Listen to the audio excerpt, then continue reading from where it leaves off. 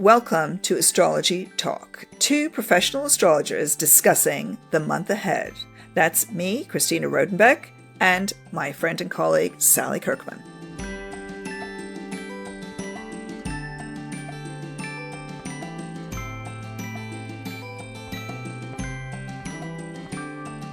Hi, I'm Sally Kirkman from sallykirkman.com, and I'm here with my dear friend and fellow astrologer, Christina Rodenbeck, who's from oxfordastrologer.com, and together we are Astrology Talk podcast. And we're back talking to you about a new month of astrology, what's going on, what's up, what's down, what's around. And having a little look back at the astrology that's been and gone and how that's played out as well. And we're going to be looking at Gemini season this week as the sun moves into Gemini on May the 20th. So this podcast is from May 20th to June 20th. But let's have a little look at what's been going on, Christina. How's it been? How's your month been? Great. I mean, it's been, let's see. Well, obviously, I have a very important birthday took place this month, which is my daughter. My eldest daughter is 21. She's a 21-year-old Taurus, and that was very thrilling, and really great, actually. We got there. We made it to 21, and it's been quite a sort of amazing year for Taurians as well. So that was interesting to kind of look back on, because Jupiter's been in their sign and Uranus is in their sign. And we had that conjunction, which we talked about so much in the last podcast. And it was just interesting to see how that is playing out around the world. What do you think about that, Sally? Well, I mean, the big thing for me was the protests at the universities in the States. Jupiter's higher education, Uranus is radical. And that seemed to be huge news. I think it started just before the Jupiter-Uranus conjunction. That's when it was really big news going on. So, I mean, and it's still been going on because, as we know, even moving into Gemini season, Jupiter's just sort of completing its journey through Taurus and Uranus. And they're kind of, they're triggered by all the inner planets throughout May. So, I mean, this is going to stay big news, isn't it, really? Yeah, I think so. And I have to say, I noticed that the Jupiter-Uranus conjunction, which was at 21 degrees of Taurus, was exactly opposite to Joe Biden's own Jupiter in Scorpio. So, I would say a conflict of value systems there as well, which is Jupiterian, is what is just. Yeah. So we'll see how that plays out. Yeah, I agree. I think that is one of the aspects of this Jupiter-Uranus conjunction that has exploded. I'm glad that we got through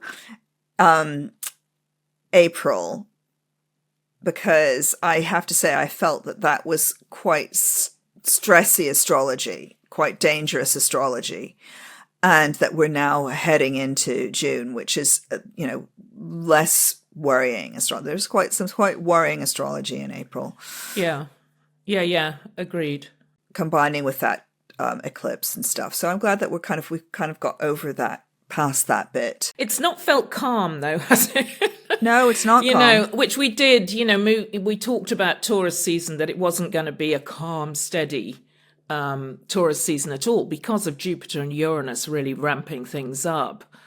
I had I do need to talk about one of the big things that happened on the Pluto turning retrograde in Aquarius. I mean, that for me was really significant. I live in St. Leonard's-on-Sea, next door to Hastings.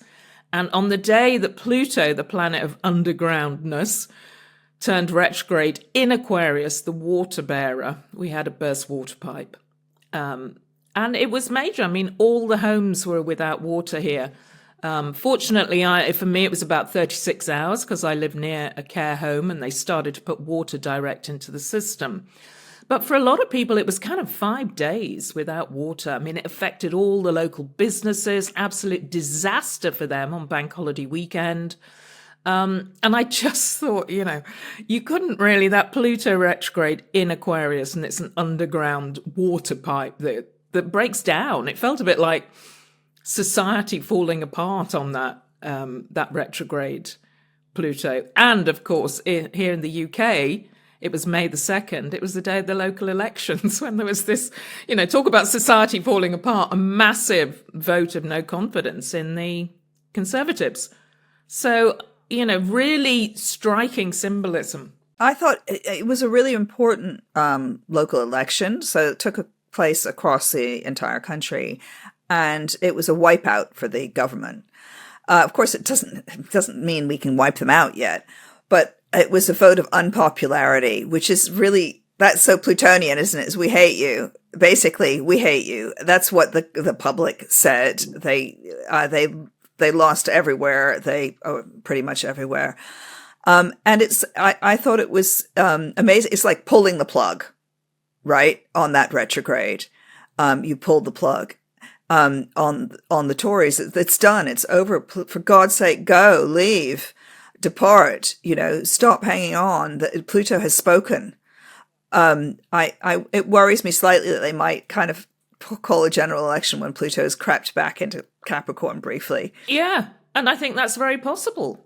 I think it's very possible because it will be back in Capricorn September, October, November. That's the likely time there's going to be a general election. Pluto in Aquarius is this kind of power to the people theme. But Pluto back in Capricorn could be very different again. So there are no guarantees and certainties about what's going to happen. But interesting, wasn't it, that it was Pluto retrograde in Aquarius and the people were shouting out, out, out. It was also the sort of consensus was interesting, is that it was everything. It was across the board. Many places went red that have been blue for generations. And it's interesting, that when Pluto goes back into Capricorn, that is when the U.S. general election will be as well, 5th of November, or is it the 4th? That's when they will have that U.S. election when Pluto is back in Capricorn. So it's still the old guard who are controlling things. And then the inauguration is going to have that Pluto in Aquarius. I had a salon about this for my Oxford Astrologer group members this month, and we had a long discussion about the whole U.S. election. It was really interesting, but that was one of the standout things, is that switch happens between the election and the inauguration, and what does that actually mean? Because it's very significant. Pluto's change of signs is very significant, and it's significant. It has been significant this month because of that stationing. It's called, when it turns retrograde, it actually stations. So that means that it stands still. And then it is like really intense. It intensifies as it stands there. So anybody who's got stuff either facing that Aquarius, like, isn't your sun square to that? Did you feel that? Well, the interesting thing was, yes, I did. And, Aquarius is a social sign. And because of all these water shortages, my social life went tits up that weekend. Because everything got closed. I had so much going on, and then suddenly I had nothing. And I was alone and on my own, which I thought Pluto squared the sun. It's like, oh, okay, well, I'll have to do my own thing then. So, be interesting to see. It was within 1 degree. My sun's at 3 degrees Scorpio. But I just thought, this is interesting. What's it going to be about when it comes back next year? Just a word about that, Sally. I'm just thinking when Pluto, what's that? That's the sort of Italian version. Spluto. When Pluto squared my sun many years ago, I had a bit of an identity theft. Someone tried to use my name in vain.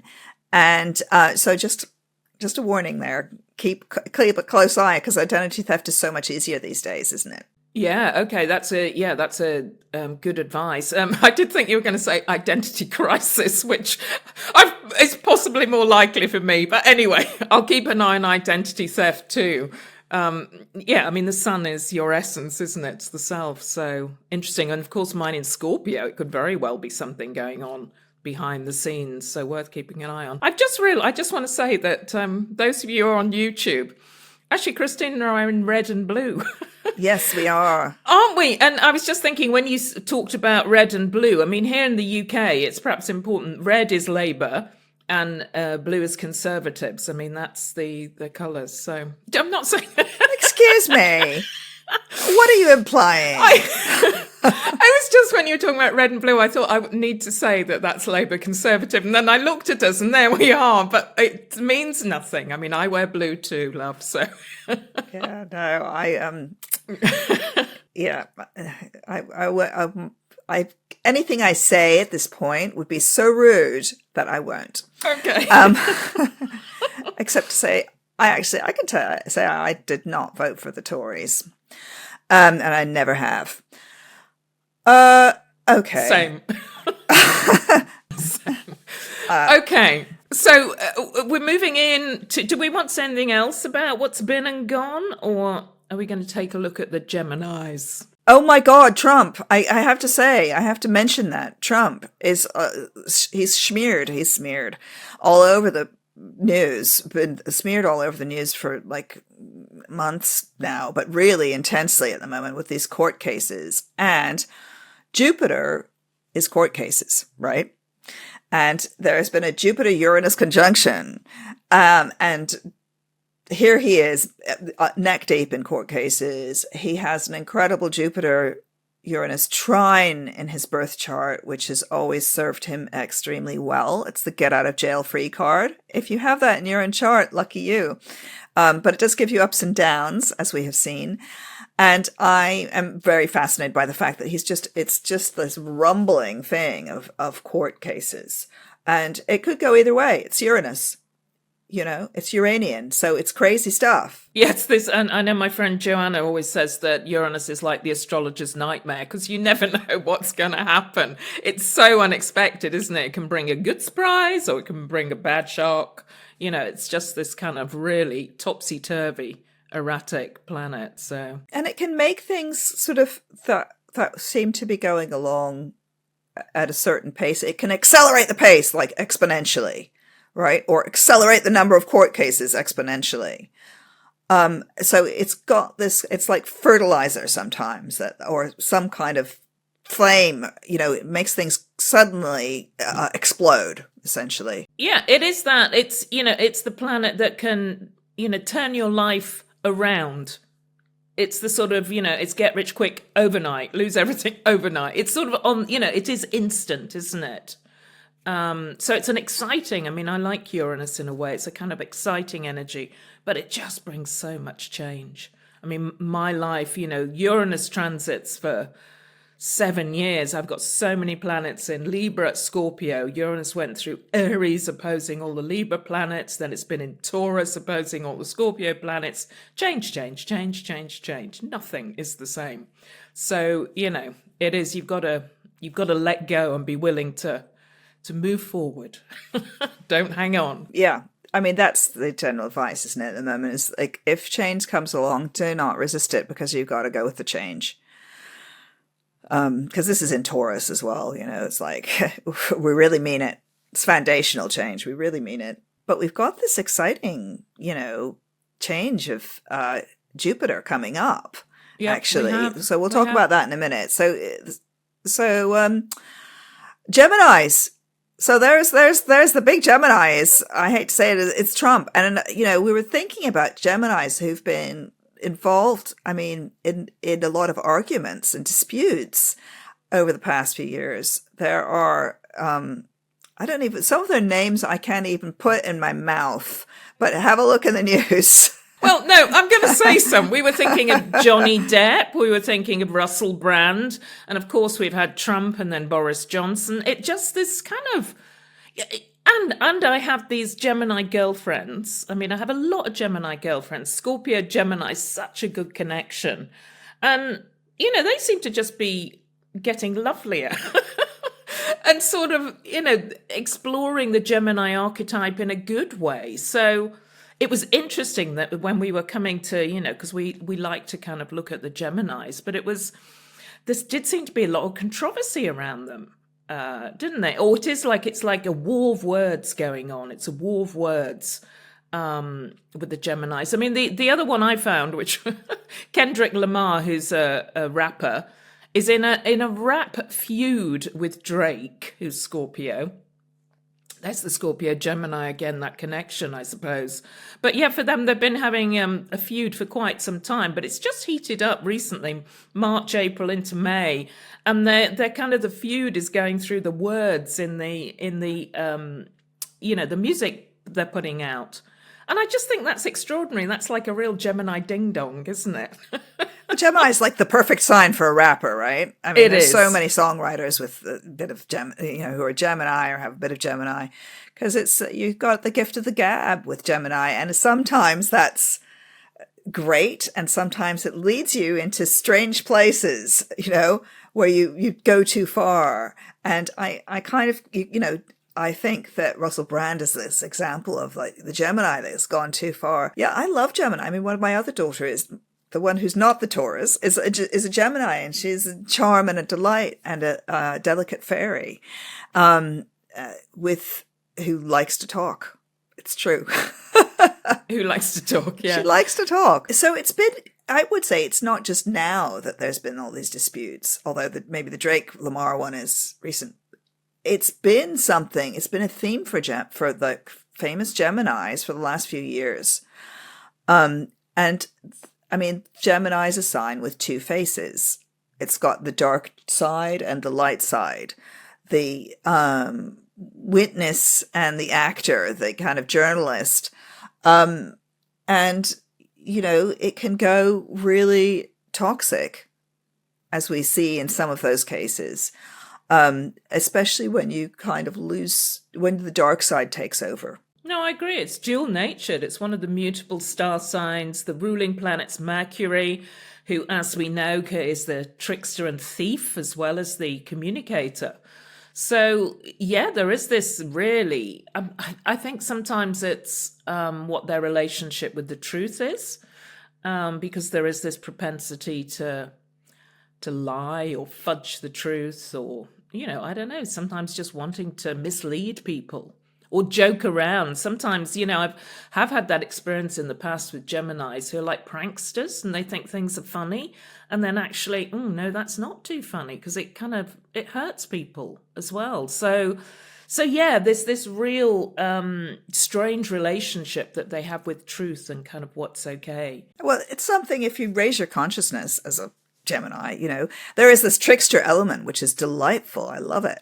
And some Geminis, I mean, I'm just thinking of Bob Dylan, Hard Rain, really speak the truth, or getting somewhere really deep for the collective about reporting on what reality is. And it is the relationship with the truth. If you start, if you're conscious of what the truth is, and you keep that consciousness, then actually it's an incredible sign for helping us to understand the world in which we live, because Geminis can reflect it back to us. And even the kind of Geminis who we might not be terribly keen on, maybe they are really importantly reflecting back to us something about ourselves as a collective. So, I mean, back to Trump, he's definitely doing that.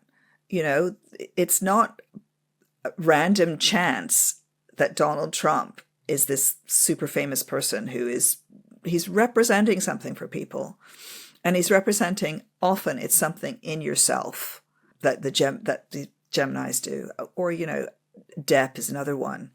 What's he representing? It may be ugly, but it's there, and it's that dark side of human nature, and as a sort of person, as a Gemini, if you're born with a sun in Gemini, this is going to be a sort of thing, a battle that you have going on inside you. Sometimes, it's like, I think of that cartoon, Tintin. He used to have his dog Snowy. Sometimes there's some cartoons of him, points where he has Snowy with wings, who's an angel, and Snowy who's a devil, saying these two things on each, sitting on his shoulder. And that's also can be what Gemini has to battle with. It's like the devil and the angel. Which one am I going to be? Yeah, and they play devil's advocate, don't they? Yeah.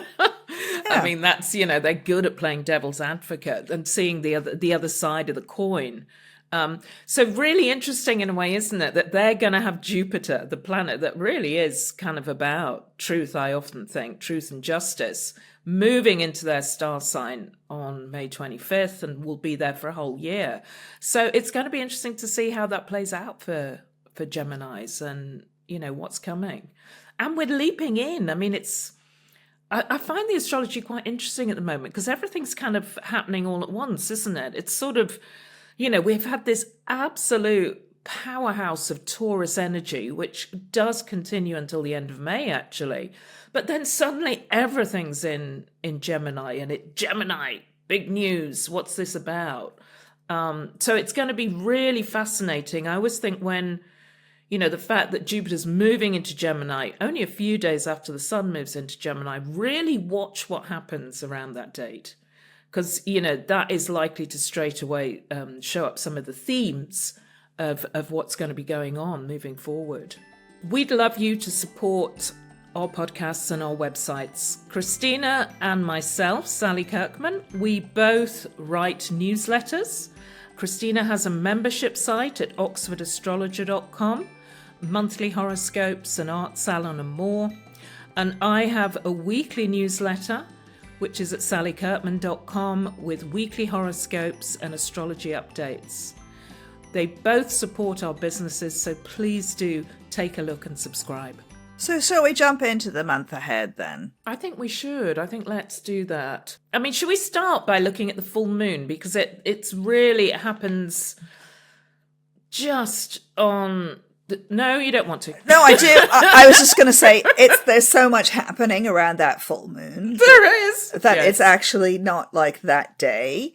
It's like there's a whole nexus of things that are radiating out from that full moon. So the sun actually goes into Gemini on the 20th, doesn't it? So it makes a conjunction with Jupiter on the day before. Then it goes into Gemini. The day out, a couple days later, Venus makes a conjunction to Jupiter, which is a really lucky day. And then there's this full moon and Venus goes into Gemini and then Jupiter goes into Gemini. So we've got this whole week of like stuff changing. And these are all big lucky planets, I would say. Yeah. And it is the full moon date in a way that so much is going on because it's that 23rd of May. The full moon, I mean, it depends where you are in the world when it falls, obviously, but that's the Venus-Jupiter in Taurus, and that's Venus moving into Gemini.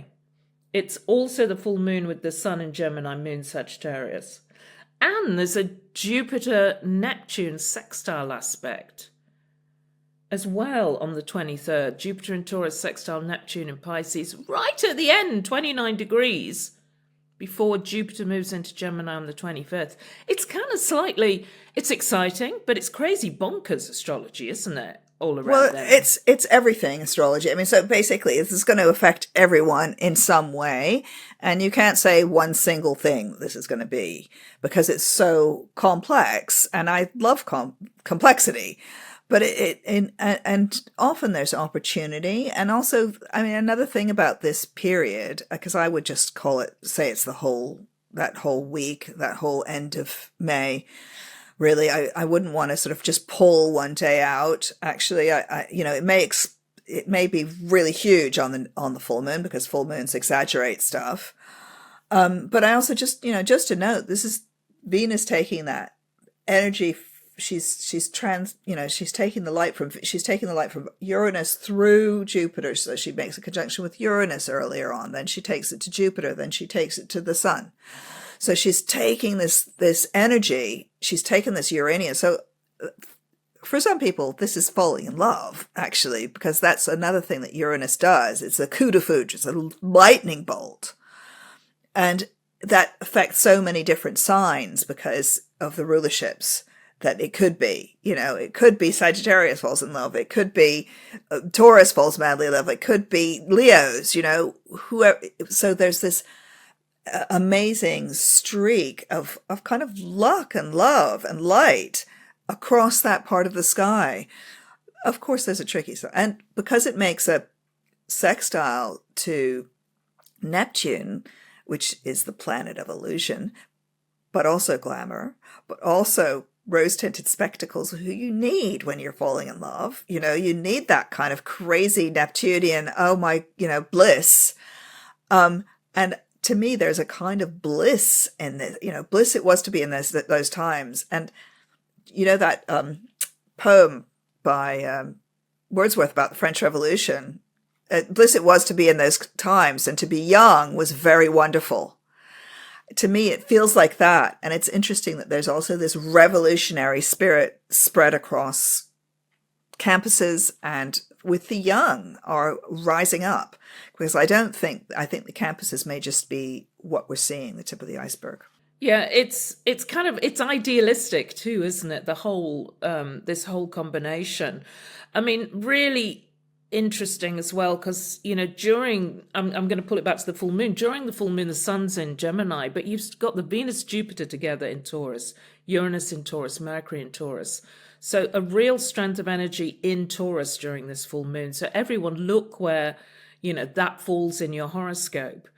And I agree as well. It's so much. I mean, I think this is part of Taurus strength. Really, it is that being able to appreciate life and being able to, what are you grateful for? And Taurus is a reminder sometimes that can be the simple things. It can be nature. It can be, a cup of tea. It can be a hug. It can just be looking at the beauty of the world, or smiling at someone. It pulls it back to simple pleasures and what you're grateful for. So I think, really use this astrology at the end of May to keep coming back to that, keep coming back to what you love, what you enjoy, and what you can give out into the world as well. It is, it is a lovely time to compliment others or to help others. I mean, that Venus is just, as you say, sweeping along and very, very close to the full moon. It's, it's at 29 Taurus, Sun at 2 degrees Gemini. So they're tight. We've got very, very strong Venus influence on both the full moon and the new moon in Gemini season. And Venus is love. She's art. She's beauty. She's the good things in life. She's also money. And, I always think sort of sugar. White powders, man. So she's that, and indulgence, isn't she, as well? She's indulgence, yeah. Also, that full moon, just to point out, it's a Sagittarius full moon, right? So that's why, one reason to think about generosity and hospitality and giving. And for Sagittarians, that a lot of that energy is in personal one-to-one relationships. It's your peers. There's some kind of big change probably happening for a lot of Sagittarians in partnerships. And this does not look like a negative change, particularly. It's like you're swept off your feet, you're swept along, you're made some offer, and I think one of the things I was thinking with that Jupiter Uranus conjunction is it can be a point where you have to leave some stuff behind. You have to drop some things. So you may have dropped stuff in order to let in that Venusian energy, that's come into your opposite sign, Taurus, and will then go into Gemini. Yeah, no, it's very lovely. It is lovely. And I think it's, Venus rules women too. It's about the people in your life. So, I mean, it may be, again, this you don't have to do it all by yourself. It isn't all about, you're not on your own here. It's kind of find your people, or find the ones who can, love you, support you, and hold you. So there's some very general themes, I think. I mean, it's interesting that we're not diving in and looking at each star sign and what it means, because there's some real general themes, aren't there, too? Yeah, I mean, no, I misspoke, because I said for Sagittarians, I think this is particularly important. And I said it's in your opposite sign, but it's not. It's on the other side of the sky for you. So the sun is in your opposite sign, but that stellium is in Taurus, which is the opposite sign for Scorpio. But it's still, so for Sagittarians, it's peer-to-peer stuff. And it's also maybe where you're of service, but that is switching straight into that partnership. And there are changes in that. So there may be changes at work for Sagittarius, and then changes in partnership as well. And the same for Scorpio, there's some expansion of partnership or some change in partnership that's been growing, over the last, or a partnership that has literally been growing over the last year. And also, I think it's really like for Venus, for Taurus, I should say, not Venus. I'm thinking it of Venus ruled. But for Taurus, this is, it's all in your sign. And then it moves this full moon, the move into Gemini is about money, values, self-worth. So there's some link between who you are and what you've kind of accumulated during this whole time. Perhaps Jupiter's been in Taurus. And then what are you going to do with that? It's in some ways, I mean, if you're a wealthy Taurus, it's like kind of giving it away, isn't it? It could be giving it away. Or if you're really aware of your value and self-worth, it's making sure you get paid what you deserve.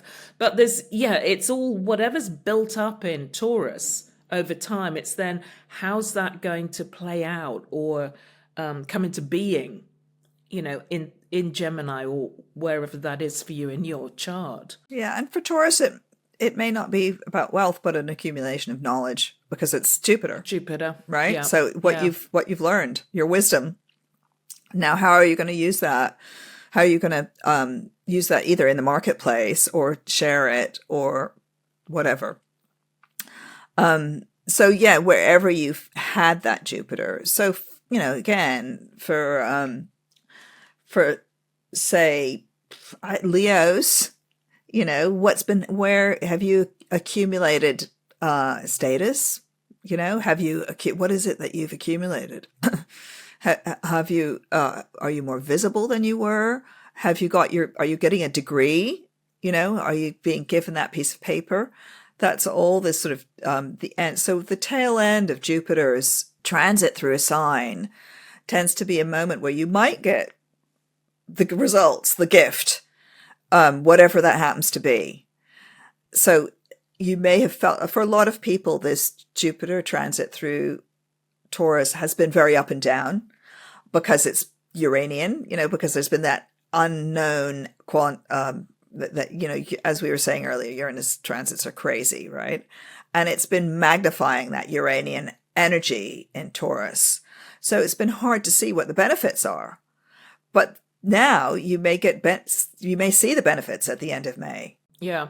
And I think the other theme as well that could be really important during this time is freedom.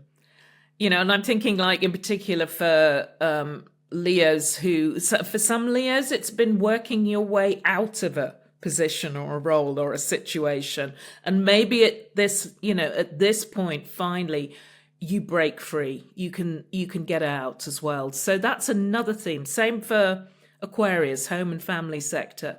Perhaps, you've been working through a home or family situation. And at this point, you can break free of it. It's you can let go and move on. There's a shift, a change. Just leave them all behind. Leave the castle, throw away the key, walk forth, Aquarians.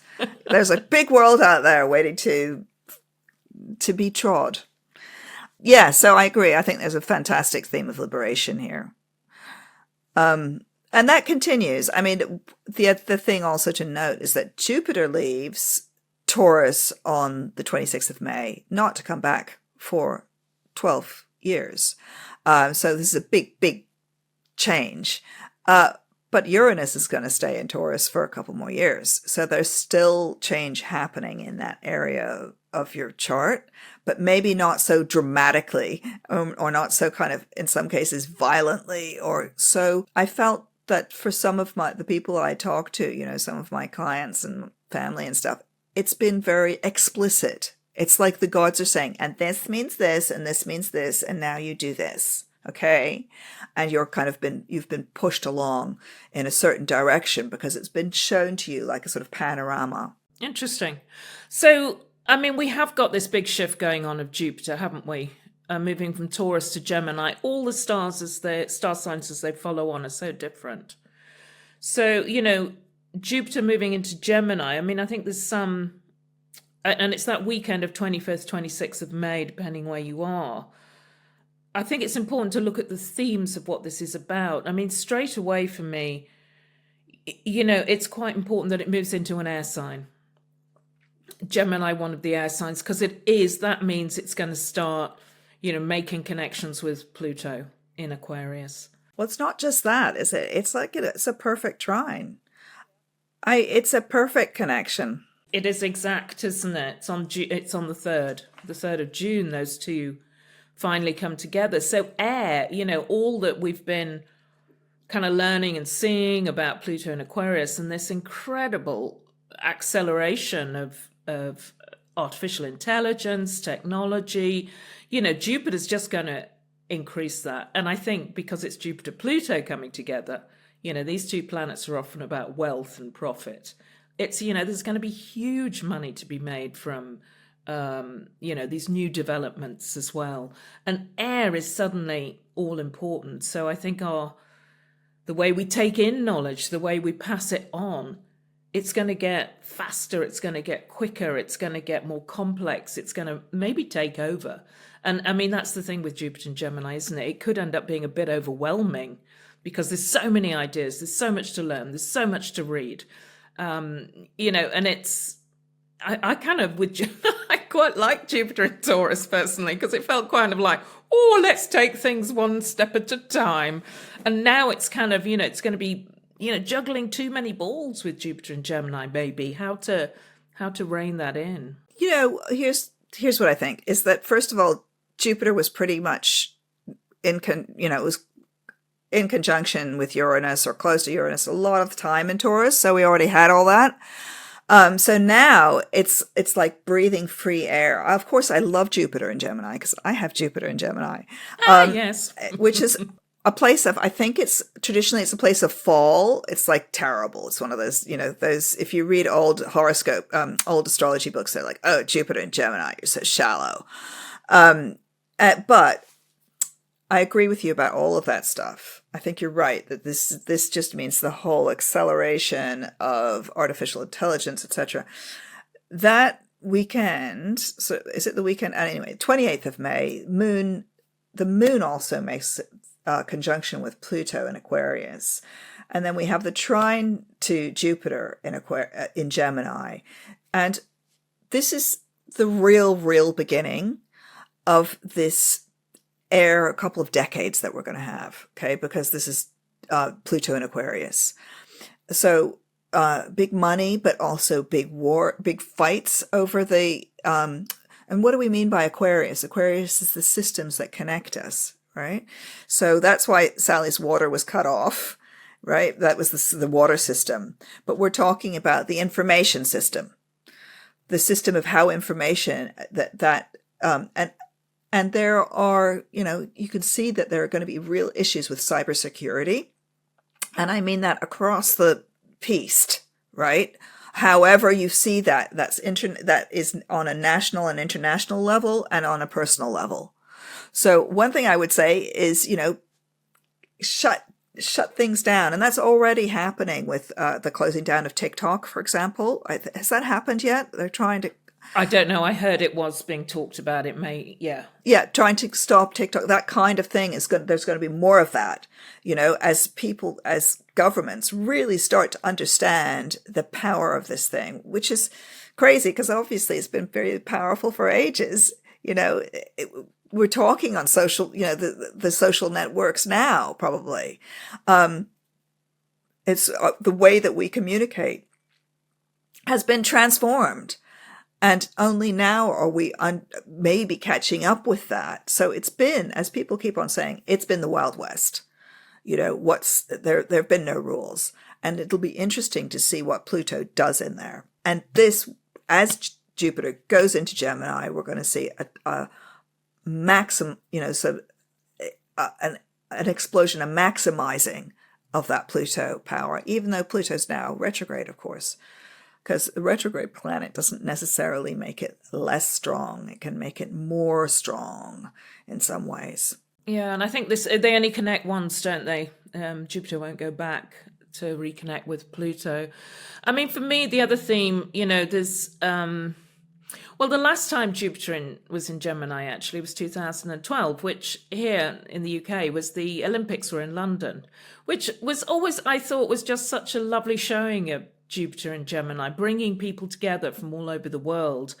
And I think that's, another theme of this Jupiter moving into Gemini. I mean, the multiculturalism, there's going to be so much talk about human beings and are we kind of all one? I mean, for me, when I was thinking about, I was thinking about Jupiter and Gemini, and I was thinking it's like lots of little people holding hands around the world.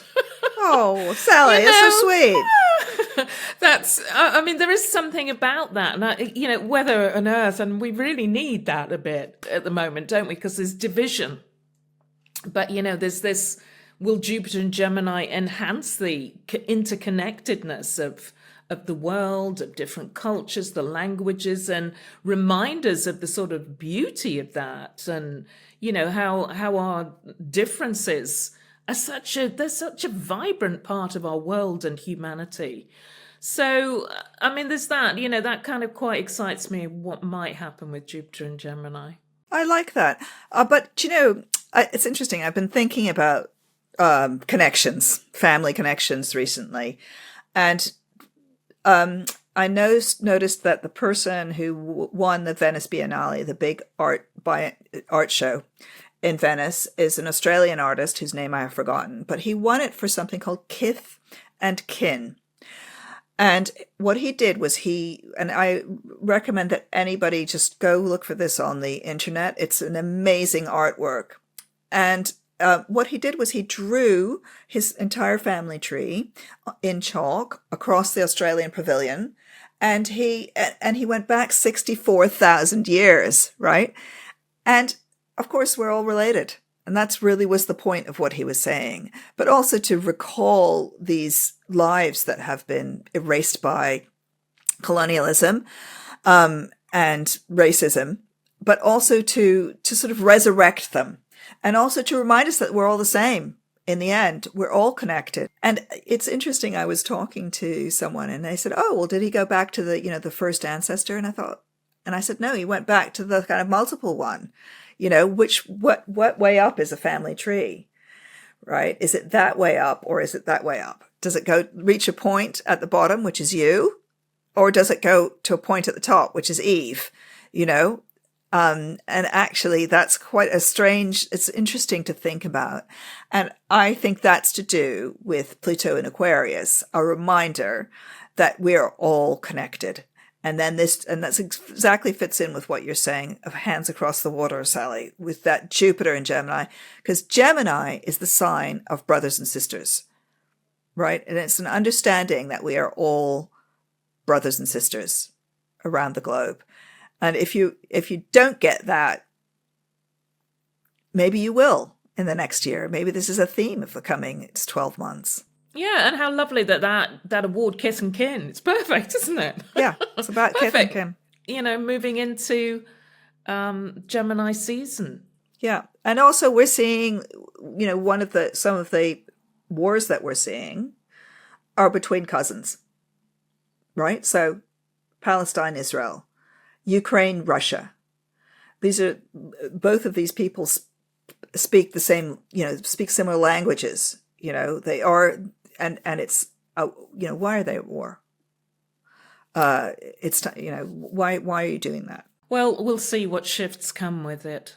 I mean, it's, this theme is straight away as we move into Gemini season, it's happening. And by the time of the new moon on 6th of June, I mean, there's so much going on in Geminis, isn't there? It's a really, really beautiful new moon, this one.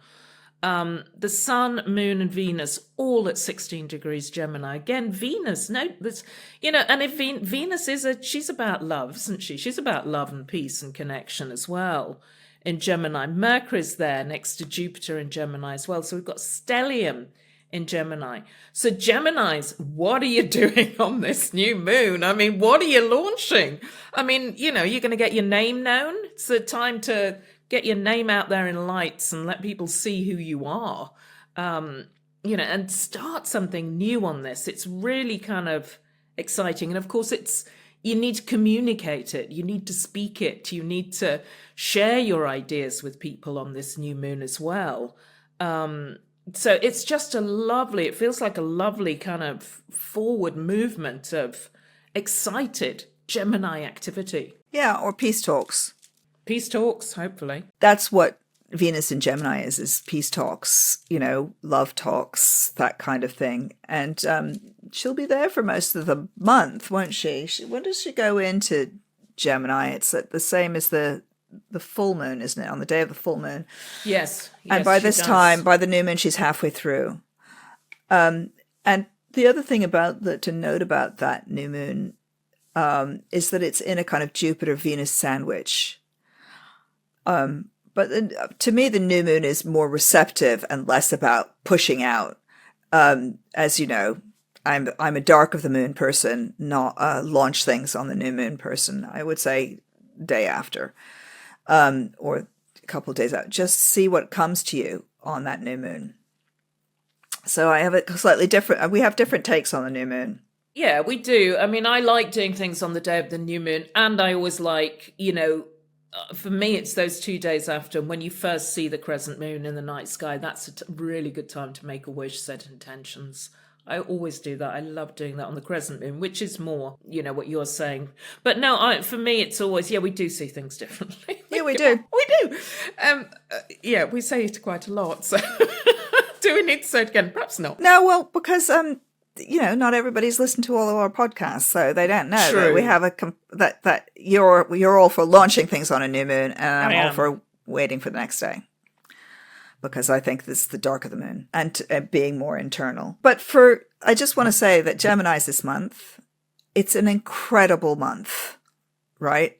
Because you've got Venus in there, you've got the beginning of your year, your 12 months of Jupiter in your sign, and this should be a 12 months where you really are expanding and thinking about how you're going to expand into the world. You've got 12 months to do it in, but it may be traveling, right? It's a classic traveling thing to have Jupiter in your own sun sign, because this is it's the planet that's connected with pilgrimage, with long distance journeys. And the same, I would say, is probably true of Libra. Definitely. It's Libra, it's in your travel and study sector. So come on, big plans, big ideas. Where are you heading? What are you learning? Jupiter encourages us all to live life to the full, doesn't it? It says grasp those new experiences, go on an adventure. The air signs, Gemini, Libra, Aquarius, are all going to be feeling this. It's kind of this pull to something new, something exciting. And I think really interesting month as well for Virgo, because this is all happening in your career sector, your reputation, your status at the top of your, the chart. So it's about, what are you gaining? New qualifications, adding letters to your name. It's a real, it's not, Virgos can sometimes be the sort of second in command or push someone else forward. And this astrology, particularly on this new moon, is saying, right, come on, we want to see what you've got, Virgo. And this may be something that continues through the year. So all those Virgos who've been writing away, which many Virgos probably have, this is when you're going to get your thing out there, get your work out there, it doesn't have to be you personally, but it can be the thing that you do, that you are ready to share. And also for Libra, just to say that this could be the beginning of a year where you're working towards where Virgo is now, if you see what I mean. So Libra, you may start your course now that you're going to, graduate from next year, right?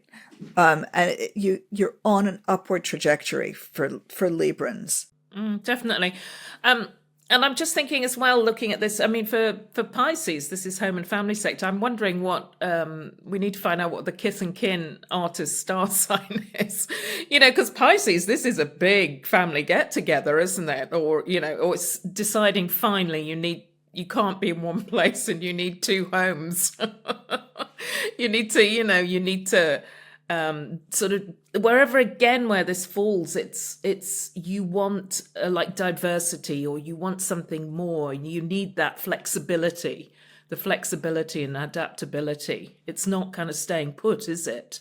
We're moving into this really mobile Gemini season, and Gemini rules transport too. So Aries, time to update your mode of transport or get a new mobile phone. It's in your communication sector. Yeah, I would say definitely for Pisces, it's, get a second home or make your house bigger or move house over the next 12 months. You can do that. Interestingly enough, I am having quite a big family reunion this summer. Right. With people from Australia coming here. Okay, so there you go. There you go. I say that as a Pisces. So it's doing that thing. Various cousins. That's perfect, isn't it? Yeah. I mean, that's perfect. Or draw your family tree up, get that going as well for Pisces. If you've got the time.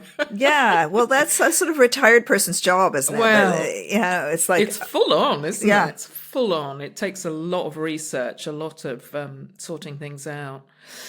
We are I just do want to point out that, at this new moon, Mars is just completing its journey through Aries and will move into Taurus. When does it move into Taurus? It's probably a couple of days after. I think it's the 8th or the 9th of June. 8th or 9th. And then it is going to make a really powerful square to Pluto in Aquarius on June the 11th.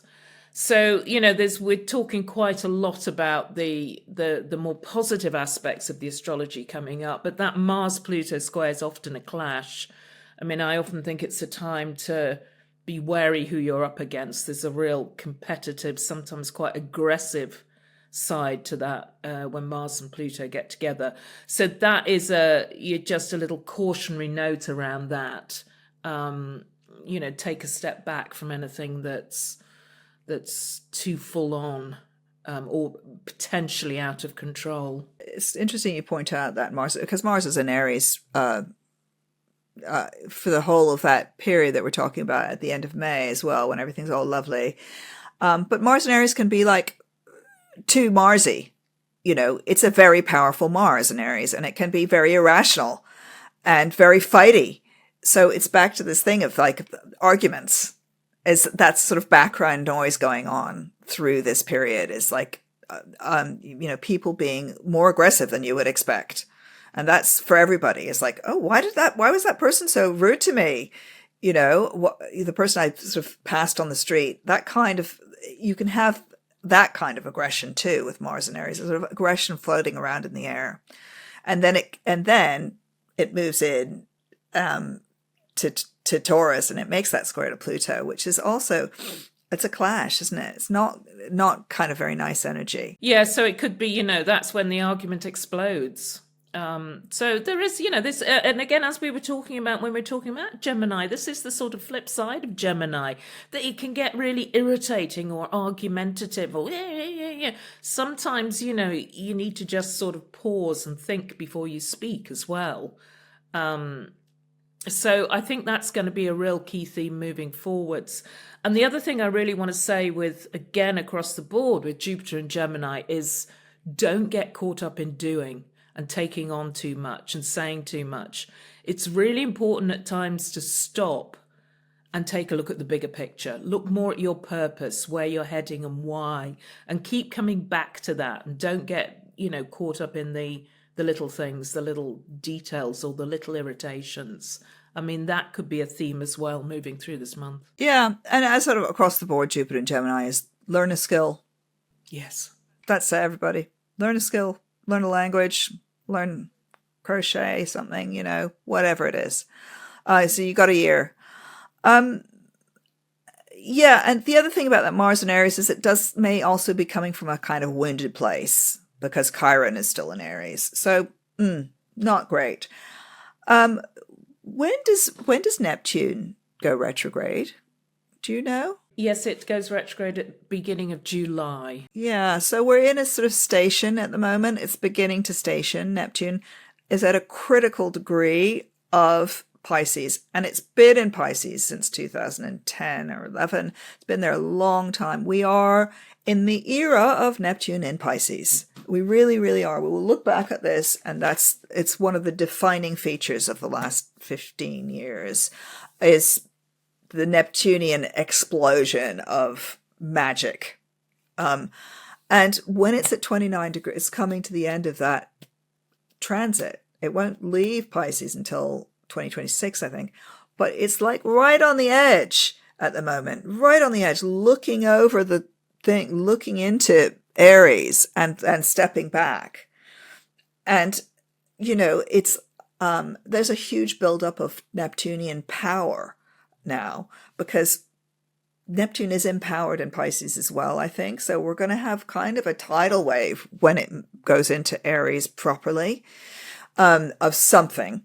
And one of there are many features of Neptune and Pisces that we have discussed. For example, television and film has been this explosion of magic. And actually, literally, people have been watching a lot of fantasy, like Game of Thrones and whatever. But also drugs of different kinds, psychedelic drugs that take, and I would say a raising of consciousness that there has been as well.